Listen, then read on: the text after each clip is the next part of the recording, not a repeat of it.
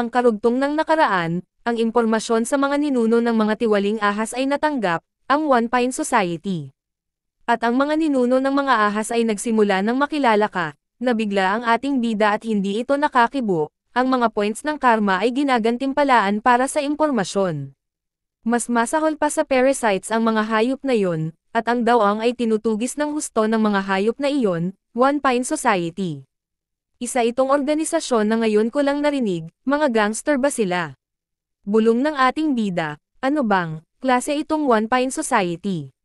At sino ba sila para puntiryahin ako? Upang hindi mamatay ang mga itim na buhok na dayuhan at ng mga taong kasunod ko, ang dewong sa kasamaang palad ay isinakripisyo, itim na buhok ng mga dayuhan, bulong nito, related ba ito sa Ana Group? Para sa sarili ko, hindi ako sigurado. Nalaman ko lang sa mga pag-iral nila matapos akong mabaigo, nga pala nakita mo din ba ako bilang isang magnanakaw? Na-enjoy mo rin naman ang mga benefits, di ba? Mas maayos kung gagamitin mo ang gobyerno para sa ikabubuti mo, at gumamit ng pandaraya sa accounting sa itaas nito, at maging trillion doon, mukhang tama ka, gagawin ko yon, pero sa mga oras na yun halos lahat ay ginawa na yun, lahat ng iba pang mga conglomerates ay gumawa na ng pandaraya sa accounting, at hanggang ngayon ay ginagawa pa rin nila ito at iyon ang pinakamasakit ng oras na yun, kaya, oo at sa tingin ko sa sarili ko magnanakaw ako. Nakikita mong hindi ako nasisiyahan sa maliit na bansang ito, at gusto kong magnakaw sa mundo, napatingin ang ating bida na pansin niya na may tinatagong lungkot ang lalaki. Pero, buwizat, sinong mag-aakalang mabibigo ang kumpanya ko, habang ito ay maaaring katulad ng tunog na isang dahilan na hindi ko talaga pinaplano na kunin ang lahat para sa akin sarili, gusto ko lang naman bigyan ng mas maraming bonus ang mga empleyado ko, at lumikha ng mas maraming trabaho para sa mga mamamayan, at gusto ko lang naman talagang may angat ang ating bansa sa isang pandaigdigan yugto at maging pinuno ng isang mas malaking lugar. Muling napatingin ang ating bida, alam ko din. Ang katotohanan na ang CEO na si Do Anjong ay malupit kay Nojo. Sabi ng ating bida sa kanyang sarili. Sa panahon ng krisis sa IMF, maraming kumpanya ang kailangang tanggalin ang mga tao sa aking mga kawan. Ngunit dahil karamihan sa aking mga empleyado ay walang ibang mapupuntahan ay nakapagbawas ako na higit sa 20%. At dahil doon, nawalan ako ng pabor sa gobyerno at kalaunan ay nawala rin ang aking kumpanya. Kilala mo ba kung sino si Johan J? Sinasabi mo ba ang dating head of the Financial Supervisory Service? Ho ho, oo si Johan J ngayon. At one point na empleyado ko nga siya. Gayunpaman, dahil siya ay medyo masama sa kanyang trabaho siya ay tinanggal sa panahon na iyon, kaya bilang paghihiganti sinaksak ako ng gagaw na yon sa likod, ha? Totoo ba? Nabiglang sagot ng ating bida, ang gagaw na iyon na ang daming ginawa para lang gumanda sa harapan ko. Yun pala ay nakikipagtulungan siya sa Head of the Financial Supervisory Service, para targeting ako, kasapi ba ng One Pine Society ang dalawang iyon? Hindi ko alam, pero may hinala rin ako, Ang One Pine Society ay hindi isang simpleng organisasyon, ito ay may kasaysayan na sumasaklaw ng higit 100 na taon. Ano? 100 years? Napasigaw ang ating bida, then, ibig mong sabihin mula ito sa Joseon Dynasty. Hindi ganoon katanda. Ban Yangzhou, Sun Gukjong, Jun Ilguan.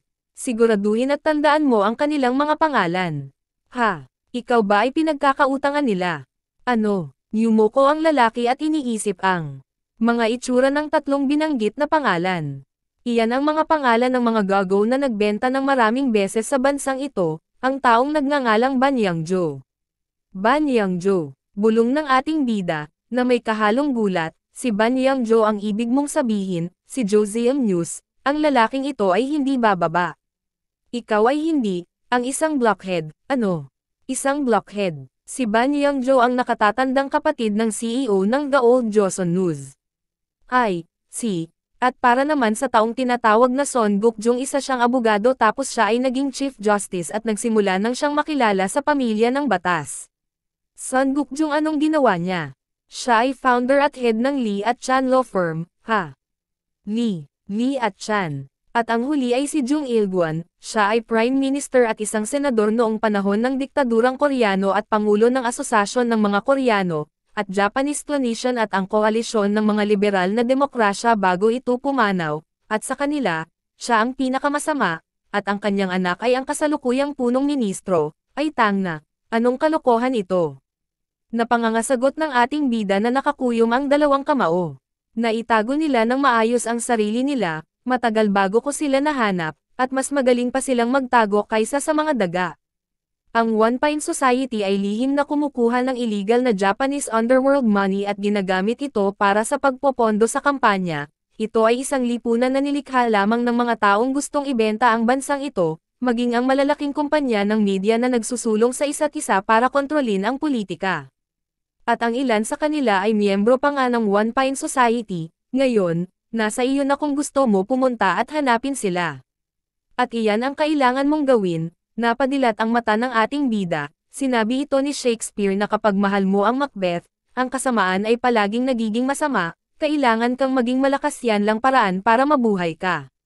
Samantala sa isang gusali, sa isang restaurant, wow, dad, ano po ito? Hindi ba kayo busy ngayon? Haha, ano ba yan? Naglaan lang ako ng oras para makipag-date kasama ang aking mahal na anak. Ganun po ba pag may time kayo? Dapat lagi po kayong ganyan. Well, I guess, ito ay dahil sa karaniwang pagmamaktol na naman ni mommy dahil hindi pa siya nagme-menopause, diba? Alagaan niyo po siya, dad. Kaya nga inahanda ko ang sobre na mamahalin ko ng sobra ang mom mo. Wow, gusto ko din yan envelope. Ganun ba? Hamo, pagkatapos natin kumain kukuha din ako ng isa para sa'yo. Thank you, dad. Nga pala, Yuri, ano po yun, dad?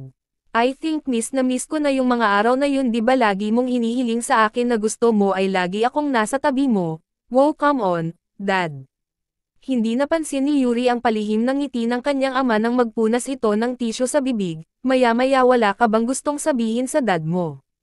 Ha, sabihin po na ano? Halimbawa, yun kasalukuyan mong relasyon o, ha? Ang ibig nyo pong sabihin pakikipag-date. Hindi naman ganun, hahaha, hindi. Hindi po kailanman. Okay, tama yon. Tama. Opo, dad, sa ngayon ay. Tapos, mag-live ka at mag-aral sa France ng ilang taon, okay lang din naman, natili ka doon hanggang sa makagraduate ka. Ibig niyong sabihin magtra-transfer ako. Bakit po biglaan? Di ba lagi mong sinasabi sa akin na gusto mong mag-aral sa ibang bansa? Pero, ngayon po, daddy. Gusto ko po ang kasalukuyan kong school, mag-abroad po sana ako after graduating. Ito ang balak ko sabihin pagkatapos kong makipag-usap sa mami mo, at dapat ay tumuloy ka. Malinaw na may dahilan sa likod nito, bulong ng babae, pero, dad, hindi ito isang kahilingan, at ito ang utos ko, dapat mong maranasan ang mundo mo ay hindi katulad ng iba. Napatingin ang babae, gusto nitong magtanong pero natatakot itong magtanong sa ama. Once na nakagraduate ka doon, kailangan mong magpakasal and ako ang pipili ng lalaki para sa'yo. Ang kailangan mo lang pakasalan ay ang lalaking pipiliin ko para sa'yo. Sinasabi ko ito sa iyo dahil gusto ko malaman mo na agad ito, ngunit walang magbabago kahit sabihin mo pa sa lolo mo.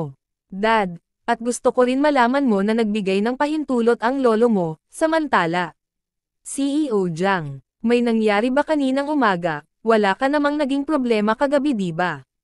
May mga bagay akong gustong itanong sa'yo, ganun ba? Ano kaya ang itatanong ng aming CEO Jiang sa isang hamak na abogado tulad ko? Haha, anong lugar ang tinatawag nilang Li at Jiang?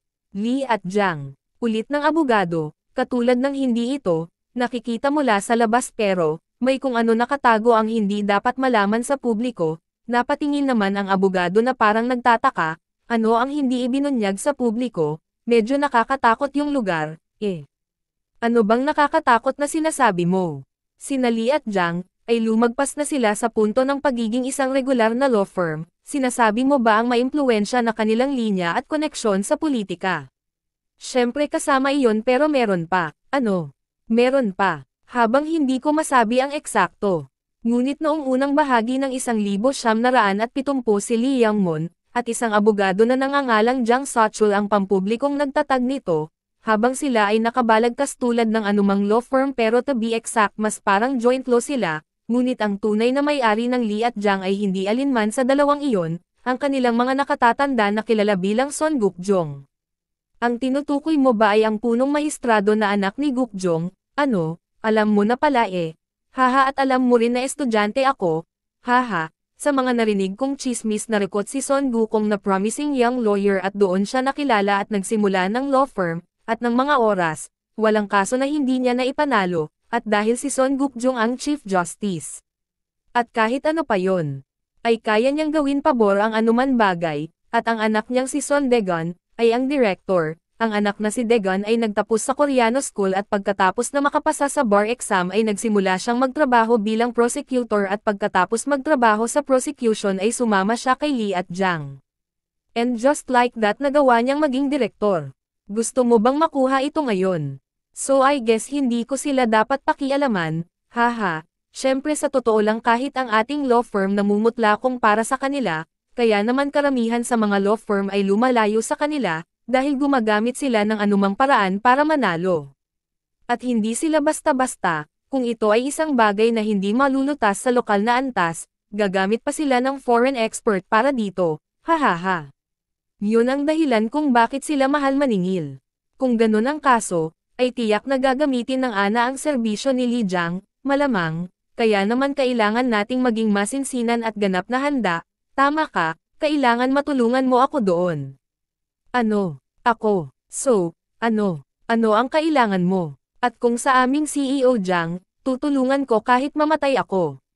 Kailangan kong magtanim ng ilang mga buto. Ano? Mga buto. May plano ka bang magsimula ng farm, gaya ng dati ang kanyang pagkamalikhain ay sa puntos, kailangan kong magsaka, pero, sa mga sakahan ng mga tao, at hindi sa lupa, sa ngayon, kailangan ko ng opisyal na simulan ang pagtatanim ng aking mga tao sa paligid ko, maya-maya ay. Pakilabas ang impormasyon na nakolekta ko kanina, ano?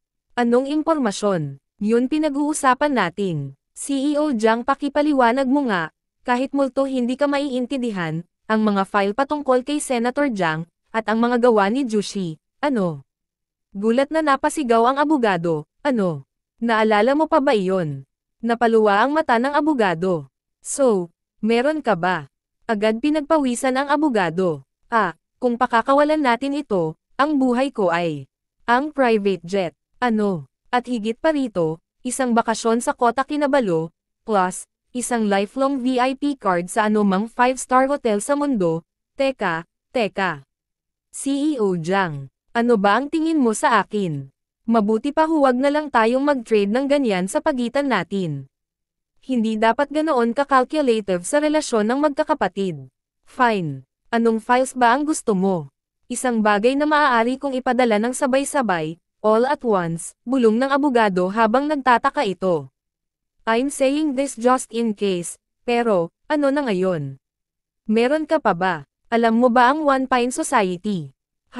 Ano? Ang One Pine Society? Sigaw ng abogado, pero, paano mo, nalaman ang tungkol doon? Jang, CEO Jang, saan mo sila natutunan? It was a pure coincidence. CEO Jang, hindi kaya ay sumosobra ka na. Kahit magkano ang ibabayad mo sa akin, sinusubukan mo na akong tanggalin din kasama ang ilang mga huminto at mababait kong mga kaibigan, Hulk. Wala man lang natira. My God, iba ka talaga. Haha, sobra yata ang hinihiling ko, sambit ng ating bida sa isipan. Maya-maya ay tumunog ang intercom nito. Anong isyo? CEO, si Director Han Jinwon ay narito na po, para makausap kayo, at hiniling din niya na ipaalam sa iyo na makikita kanya kasama ang isa pang bisita, mula sa intercom. Okay, papasukin mo siya agad naman napatingin ang abogado, maya-maya, nakalimutan ko ang meeting na ito. I guess dapat talaga magretiro na ang mga geezers na katulad ko, so, CEO Jang, I'll be on my way. Kaway ni Lawyer Joe, ipapadala ko sa iyo ang mga file sa pamamagitan sa email, mag-iingat ka. Tatawagan na lang kita mamaya pagkatapos ko, sa katanghalian tapat, sumasabay ang langit sa init ng panahon. Ang mga tunog ng sapatos ng dalawang lalaking naglalakad, ang I guess na kanina pa sila naghihintay, at binuksan ko na ang pinto ng CEO rooms, habang nakatalikod ako at humarap sa glass wall, maya-maya. Boss, nandito na po si Han Jinwon, bahagya tinignan ng patagilid ng ating bida ang lalaki, isang lalaking nasa edad 50 na may mixing ang taas pero may malapad na balikat ang pagkakatayo, mga matang puno ng pagtutuos at karanasan ang nakatitig sa akin, at ako, humarap ito at inabot ang kanyang kamay. Welcome, I'm Jiang Tae-san. Tinignan nito ang kamay ng ating bida bago ito inabot. Nice to meet you. I'm Han Jin Wong. Nakikipag-meeting ako sa magiging direktor ng National Government Security. Samantala sa NIS, third manager nasaan na ang bastard na yon. Nawala po ang nilagay namin na tracking device sa kanyang meeting location. Ano, ang mga bastard na ito? Dahil lamang sa ikaw ay isang mataas sa panahon ng huling helm ng estado ay naging kampante. At kayo pa rin ang dapat magsaalang-alang ng mga sarili nyo sa NIS. Ang Helm State ay nagbago na ngayon, siguraduhin at obserbahan ang bawat at ang lahat ng miyembro ng walang kabiguan. At maghanap ng mga bastard na sumusuporta pa rin sa dating helm ng estado. Sigaw ng lalaking nakaupo sa swivel chair habang ang lahat ng mga lalaking nakasot ay nagtipon-tipon, samantala habang nagkamay ang dalawa, salamat sa pagpunta mo dito, sigurado ako na ito ay isang mahabang paglalakbay, it was. At sino naman ang nakakaalam na magiging nakakapagod na pumunta dito mula sa ating bansa? Sana po ay magkaroon kayo ng isang masayang pag-uusap, dahil may iba pa po akong gagawin. Aalis na po muna ako, nakangiti nitong sabi habang nakatingin sa dalawang magkadaop palad. Ngumiti naman ang ating bida at bahagyang sumulyap ang lalaki. Maya-maya ay nagpahanda ng kape ang ating bida. Are you having a hard time nowadays? Anong ibig mong sabihin? Ayos lang ako. Noong bahagi ako ng NIS, hindi ko na matandaan na nakakatulog ako na higit sa 5 oras sa isang araw. Ngayon nakakatulog na ako hanggat gusto ko nang walang nagrereklamo, dahil wala akong anumang mga ulat na gagawin o mag-inform din. Sa tingin ko, dapat patuloy kang magtrabaho para sa bansa. At this point, gusto ko na lang magpahinga, kahit ang presidente ay nagsasabi na babalik siya sa kanyang sariling bayan at magsisimula muling magsaka. Magsusulat lang din ako ng ilang libro, and poster younger kids na naging pangarap ko noon. Hindi ka ba nagsisisi na tinapos mo ito ng maaga? Wala na naman akong magagawa dyan eh. Dahil wala na akong magagawa, bahagya tumungo ito at parang luluha. To be honest, kahit ngayon lang tayo nagkita, may gusto sana akong itanong sayo. Ano naman ang itatanong mo? Wala ako ng kahit ano. Hahaha, please pumunta ka sa US at mag-aral, ha? Ako ang mag-sponsor ng iyong pag-aaral at sisiguraduhin kong mamuhay ka ng komportable, at ihahanda ko na rin ang visa para makapag-ready ka na. Napatingin ang lalaki na parang pinag-isipan ito ay hindi isang bagay na madali, ang gobyerno ngayon ay hindi gaanong maluwag. Ayos lang iyon. I'm a lot more vicious, that I look, napatingin ang lalaki at napanganga ito. At pwede ka din magsama na ibang empleyado na nag-quit, napamulat ang mata ng lalaki. Kung gusto mo, pwede mo rin dalhin lahat ng gusto mo. At idinagdag ko ang isang kondisyon na hindi niya maaaring tanggihan, at sigurado ako na kung siya ay isang tao na nagmamahal sa kanyang organisasyon kahit alam na ito ay isang pain ay kakagating pa rin niya. Sabi ng ating bida sa kanyang isipan. Lumipas ang mga araw. Everyone lahat ay magtipon andito na si Director Jiang, Dad hindi mo na ba kami mahal? Is that it wa? Hey Suryon, itigil na nating ang pag-iyak na parang buwaya. Sabi ng ating bida kay Suryon at ang kanyang mga kagrupo, napahinto naman ang mga ito na parang napahiya. Anyway, narito nga pala ang tart na sikat ngayon. Wow mga tarts, Opa the best ka talaga. Hey kaibigan, mga baboy ba kami? Huwag mong sabihin na sapat na ito Director Jiang. Sabi ng leader na si Juman. Habang sinasabi ko ito sa kanila para kausapin ako ng maayos since magkaedad lang naman kami. Hahaha, ano daw, kaibigan, siguro hindi ko na lang dapat sinabi yon. Upang muling pagtibayin ang aking pagmamahal sa inyo, naghanda ako ng regalo para sa inyo. Anong regalo? Nag-compose ako ng bagong kanta para sa inyo guys, compose. Opa di ba law student ka? Director, ibig nyo sabihin, ang pamagat nito ay Genie, I'm sorry girls generation. Mayroon na akong sapat na evil karma points. Muling lumipas ang oras sa gusali ng lore, sa opisina ng ating bida. Habang may kinakausap ito sa cellphone, nalaman namin na si Lee at Jiang ay nagtatrabaho para sa Ana. That was already expected. I'm sure malaki ang ginastos nila. Kaya ano sa palagay mo ang magiging resulta nito? Well, dahil napakaraming undeniable facts, wala na silang magagawa. At pati na rin sa foreign investment na kasangkot ay wala ng paraan para sa kanila, magaling, itulak ito sa abot ng inyong makakaya. Ilalagay ko lahat ng available na staff dito, pero, medyo matatigalang ng konti. Gayunpaman, ay tatapusin ko ito hanggat maaari bago mag-summer vacation. Magaling ka, please keep it up. Nagkasundo na kami ni Director Lee ng Jungyong University, sabi niya bibigyan niya kami ng ilang buwan pa. Magandang balita iyan, pero CEO Jiang. Kailan ipapadala ang impormasyon na ipapalabas? Yun ba? Ipapalabas na ngayon. Ano? Ngayon na. Ay iyon ang isang bagay na itinatago ko sa sarili ko. Haha, please isipin mo na ito ay nag-aambag ng isang mabuting layunin. At sumapit ang April, sa Korea University. Itinaas ng babae ang isang kamay at kumaway ito, "Hey Tae-san." Agad naman napatingin ang ating bida. "Someday kumusta ka na?" "I'm good, kailan ka ba free?" "Tae-san sabi mo bibigyan mo ako ng private lesson." Pasensya na, medyo naging busy lang ako lately. Sige, pwede bang bigyan mo ako ng kaunting oras? May line na ng mga underclassmate na nagmamakaawa na ipakilala ko sila sa iyo. "Hey, nakita mo ba yung nasa video?" "Nakita mo rin." "Haha, ewan ko ba kasi American site yun pero nakakabaliw talaga. Dahil sa sobrang traffic hindi ako madaling makapasok, pero ito ay inilabas din sa ibang mga site, at ito ay ibinabahagi na parang mga baliw." "Ano ba ang tawag sa site na yon?" "Nabalitaan ko na siya ay isang politiko mula sa bansang ito. Na ito raw ay senador mula sa Jiangsu." "Ganoon ba? Balita ko, kapatid siya ng Ana Group ng CEO, haha." "Ana, I'm sorry." At kahit inamin niya ang conversation na iyon na siya ay ang Ana na nakababatang kapatid, that shitty household senator. Sa tingin ko magpupunas ang pamilya mo mula sa mukha ng kasaysayan ng bansang ito at sa taong ito, anong ibig sabihin ng sinasabi nila? Sa tingin kong ano mang malaking video na tulad nito ay magiging viral. Antong hininga ito at, mga hayop na yan bakit lahat ng lalaki ganyan? Maliban sa mga sarili nating Tae-san. Salamat, dahil sa akin, ay pilit na sinisimulan ang Me Too movement, sa ngayon kapag wala nang masyadong oras bago magsimula ang halalan, at ito ang tamang oras para paalisin ang isang tao.